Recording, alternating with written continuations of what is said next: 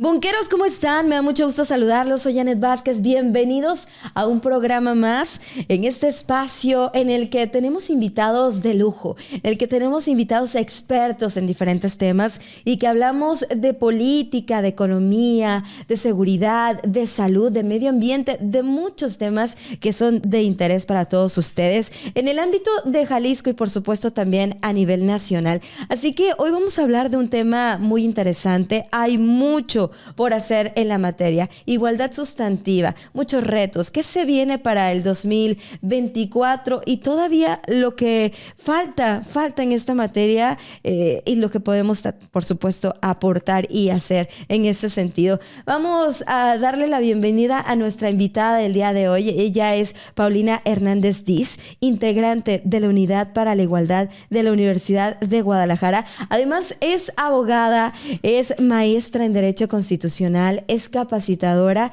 y consultora en temas de género y derechos humanos. Maestra en justamente la maestría de derechos humanos, mucho que nos va a aportar el día de hoy en este su programa Búnker Informativo.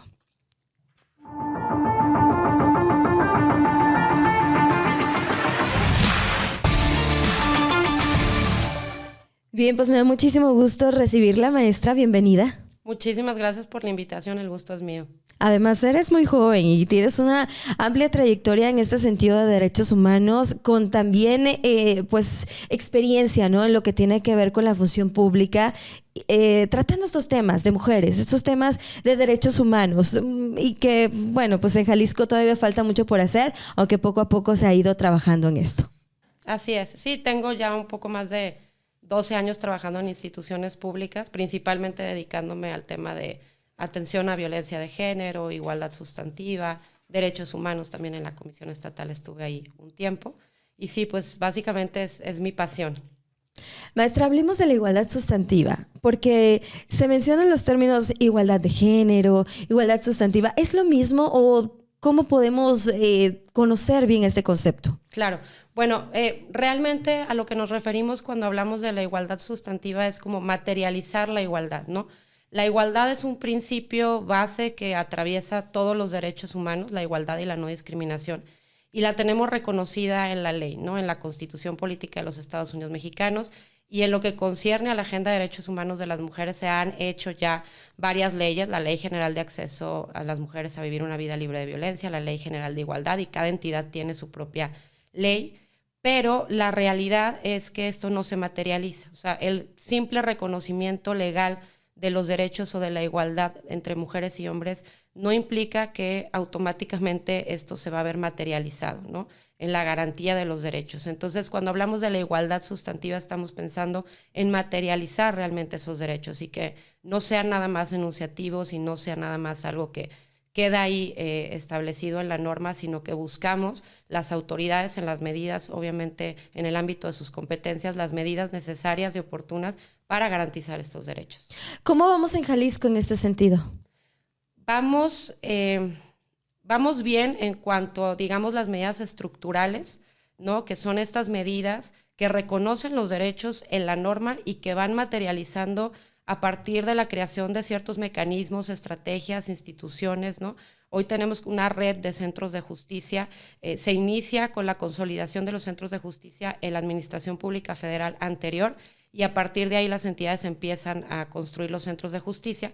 Hoy en Jalisco se acaba de inaugurar el de Tlajomulco, ya tenemos el de Guadalajara, Puerto Vallarta, Colotlán y Tlajomulco, y eso es una forma de materializar de alguna manera estos derechos que están enunciados en la norma, pero son estas medidas estructurales que se crean, que tienen un objetivo muy positivo y esencial. Sin embargo, hay que estar también pensando en estos otros indicadores o medidas que son más de proceso o resultado, que implican que entonces sí, una vez que ya tenemos estos mecanismos como los centros de justicia, las órdenes de protección, las alertas de violencia de género, que Jalisco tiene 2, ver cómo realmente esto implica un resultado, un impacto positivo, ¿no? Tendríamos que tener la posibilidad de empezar a medir cómo a partir de la alerta, de la creación de estos protocolos como feminicidio o ALBA, que es para la búsqueda y localización de mujeres, los centros de justicia, las alertas, etcétera, cómo es que esto está relacionado con el mayor acceso a los derechos de las mujeres, la disminución de la violencia, ¿no? Que es donde en general el Estado mexicano no ha podido llegar. O sea, nos estamos quedando mucho en estas medidas más estructurales, pero no estamos logrando verificar cuál es esta relación, ¿no? Por ejemplo, en el tema de la alerta de violencia de género, que está activa casi en todo el país, se podría de alguna manera concluir que el hecho de que se active una alerta en un espacio, en un territorio específico, no garantiza por ningún motivo hasta el momento, no ha garantizado la reducción de la violencia feminicida en un espacio específico. Entonces, desde ahí pues tenemos también que empezarnos a cuestionar y que no sean nada más estas medidas que son positivas, que sí estamos avanzando, pero que creo que nos está faltando ser mucho más autocríticos desde todas las instituciones, incluida en la que yo estoy, la posibilidad de materializar, ¿no? estas medidas en resultados positivos. Y cuando estamos en un país que es feminicida, cuando estamos en un país que la violencia hacia las mujeres es de todos los días y las cifras son escalofriantes, y cuando también tenemos un Jalisco, lamentablemente, que el Estado es primer lugar en feminicidios, ¿no? Así es.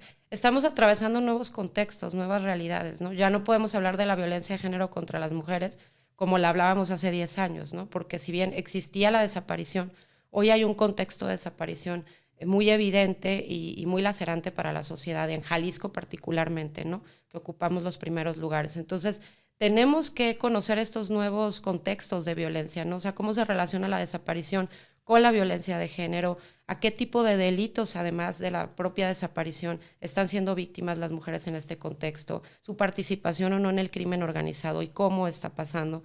La violencia digital, por ejemplo, que era algo que hace 10 años no se reconocía, no era tan evidente. Entonces, tenemos también que ir como más allá de lo que ya teníamos en la norma, de lo que ya conocíamos, para entender pues estos nuevos fenómenos de violencia y sus comportamientos en esta sociedad.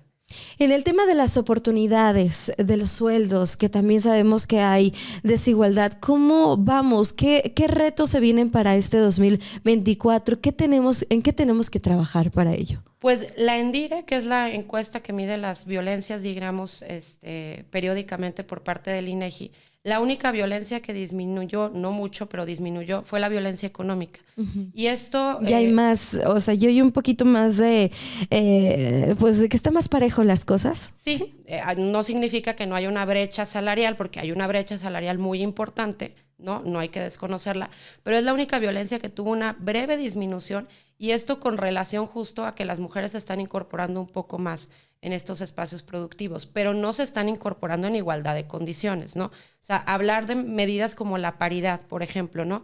Es positiva, hay que avanzar hacia allá, pero es una medida cuantitativa que nos habla de cuántas mujeres hay ocupando ciertos espacios, ¿no?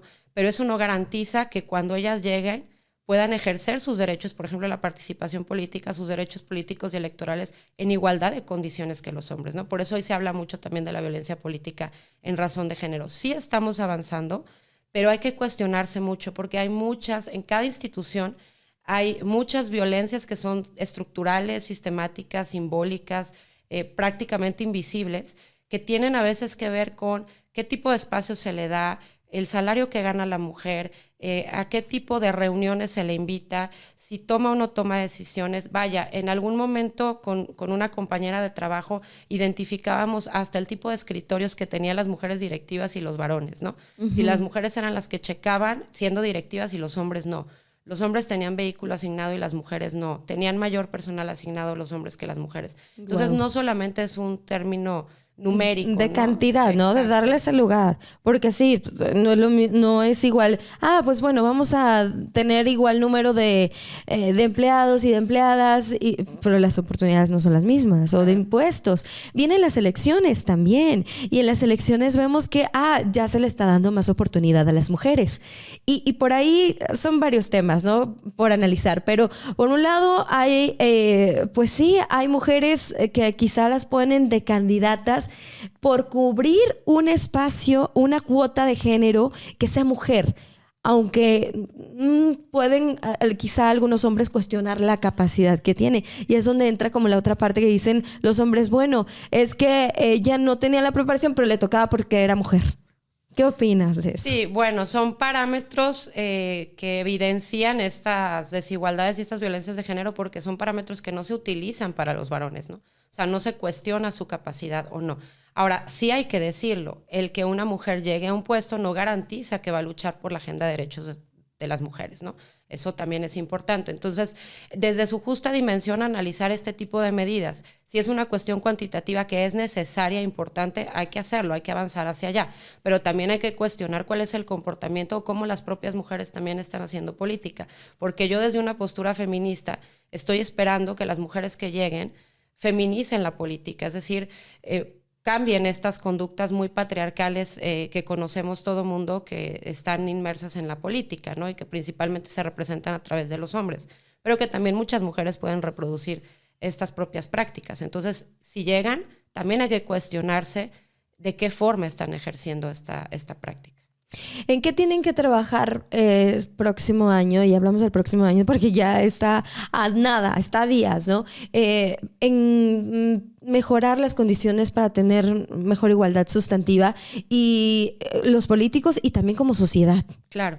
Bueno, de entrada, para hablar de violencia de género o desigualdad de género es necesario que todas las personas nos empecemos a cuestionar cuál es nuestro rol, el rol que estamos jugando y cómo inconsciente o conscientemente todo el tiempo estamos reproduciendo estereotipos, ¿no? Relacionados con el género, la raza, la orientación sexual, la edad y de todo tipo de cosas, ¿no?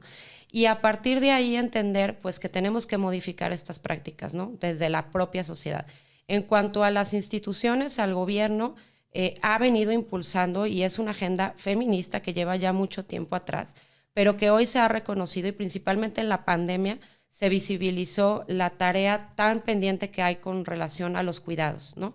En Jalisco y en México ya se está trabajando en sistemas de cuidados. Esperemos que realmente funcionen como tienen que funcionar, porque es la clave, digamos que es parte del meollo del asunto del por qué estas desigualdades prevalecen a pesar de que las mujeres nos estamos incorporando más espacios, porque las mujeres seguimos cuidando y seguimos cuidando de todas las personas, tengamos o no tengamos hijos, ¿no? Entonces, esta labor le compete también al Estado y sobre todo, pues también, obviamente, incorporarse desde esta perspectiva a los varones. Entonces, el cuidado es un derecho que hoy es reconocido como un derecho humano a cuidar y a ser cuidado y es parte de lo que más se tiene que impulsar próximamente en las agendas para tratar de avanzar en la igualdad y disminuir estas brechas que todavía están muy presentes. Sin duda alguna. Mucho que hacer entonces en ese sentido. Y el tema de los hogares. Creo que nos puede llevar a un programa entero hablando del tema, lo que pasa en las casas, en los hogares, dentro de los matrimonios, porque creo que todavía hay que trabajar mucho en ese sentido. Las mujeres tenemos muchas tareas que hacer, muchos roles que nos han inculcado desde la sociedad y que todavía siento que no se pueden romper ahí y que hace muy desigual un matrimonio, ¿no? Completamente. Y ahí sí es importante resaltar que a veces este discurso muy paternalista, pero también muy desinformado de las autoridades en decir, bueno, lo que pasa dentro del hogar es asunto de quien está dentro de ese hogar. No es así. El Estado mexicano y las autoridades tienen la obligación de prevenir y de modificar esos patrones de comportamiento. Lo dice la Convención Interamericana para prevenir y sancionar la violencia contra las mujeres, ¿no? Que tienen que cambiar esos patrones socioculturales que son los que reproducen estas desigualdades, inclusive dentro del hogar. Entonces, a partir de esa obligación que tiene el Estado mexicano, tendría que estar pensando de manera muy creativa en cuáles son las campañas y las estrategias que tienen que llegar a los hogares para modificar esas conductas y esas violencias que son las más invisibles, porque generalmente vemos campañas relacionadas con la violencia feminicida, la violencia sexual más grave, ¿no? Entonces, de alguna manera nos desmarcamos de la responsabilidad todo mundo de las otras violencias que son mucho más sutiles y que estamos reproduciendo todo el tiempo. Hasta que no haya estrategias muy contundentes que realmente estén puestas sobre estos estereotipos más cotidianos, Entonces vamos a poder prevenir esas violencias que ocurren dentro o fuera del hogar. Sí, a las mujeres nos toca cuidar a los hijos, nos toca limpiar la casa, ya aparte de trabajar muchas veces, nos toca hacer muchas cosas y creo que todavía hay mucho que trabajar en este cambio de mentalidad, cambio de cultura de los hogares, ¿no? Creo que hay mucho que trabajar en ese sentido y bueno, pues también es parte tanto de las autoridades como de la misma sociedad poner ese granito de arena. Totalmente, es un cambio social, o sea, estamos buscando un nuevo pacto social, un nuevo paradigma y para eso tenemos que involucrarnos absolutamente todas las personas porque el contexto nos lo está requiriendo, es urgente y también el propio movimiento feminista que llegó para quedarse nos lo está haciendo muy evidente, ¿no? Entonces es una chamba de todas y todos. Nada más es decidir si quieres estar como espectador, espectadora o si realmente quieres involucrarte en un cambio que nos beneficie absolutamente a todas las personas. Maestra Paulina, nos queda un minutito, pero no, me gustaría que nos hiciera a manera de conclusión en este minuto lo que podemos hacer, en lo que debemos de trabajar, porque pues creo que todos queremos una mejor sociedad, ¿no? Y esa mejor sociedad es cuando todos tenemos las mismas oportunidades, los mismos derechos y que también pues sea parejo la cosa. Claro, pues quizás aprovechar ya las vísperas de Navidad para hacer ciertos procesos de introspección, ¿no? Reflexionar cada uno y cada uno, porque tendemos muchas veces a señalar al otro o a la otra que está ejerciendo una violencia, una relación de poder autoritaria, y no nos cuestionamos también hacia dónde nosotros estamos cometiendo estos errores, ¿no? Todo el tiempo, de manera inconsciente, estamos estereotipando y estamos conduciendo estos estereotipos o prejuicios, estas ideas y creencias que tenemos sobre las personas a partir de cómo se ven, cómo hablan, dónde viven, cuál es su clase social, su cuerpo, etcétera. Y cometemos estas conductas de violencia o discriminación de manera inconsciente o consciente, ¿no? Pero todo el tiempo lo estamos haciendo. Entonces, es necesario que sí hagamos un ejercicio de introspección para poder modificar estas conductas que tenemos como prácticas muy cotidianas, ¿no? Desde el lenguaje, cómo nos dirigimos hacia las demás personas. Eso, aunque parezca muy idealista y muy romántico, realmente cambia la posibilidad de que tú estés en un espacio más seguro, en un espacio libre de violencia y discriminación en tu trabajo, en tu escuela, ¿no? En cualquier espacio en donde estés. Si empiezas, obviamente, por cuestionar tú qué estás haciendo mal, en vez de solo señalar, tienes esa posibilidad, ¿no? De ser más empático o empática, que es algo que nos está faltando mucho, porque pues realmente ante los contextos de tanta violencia que estamos viviendo, creo que estamos insensibilizándonos en muchos sentidos, ¿no? Entonces, recobrar esa empatía, esa sensibilidad que podamos tener y tratar de trabajar en nuestros procesos propios y personales para poder incidir en otros espacios en este sentido. Creo que sería un poco como la invitación.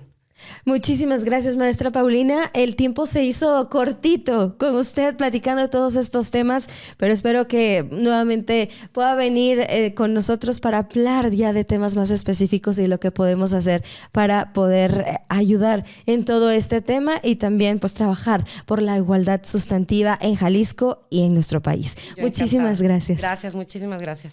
Ella es Paulina Hernández Diz, integrante de la Unidad para la Igualdad de la Universidad de Guadalajara. Con esto llegamos a la parte final, una probadita nada más sobre este tema porque hay mucho que hablar al respecto. Con esto llegamos a la parte final. Muchas gracias. Ayúdenos a compartir este video a través de las redes sociales y por supuesto a dejarnos su comentario, su like a través de YouTube, en Facebook y también estamos en Instagram.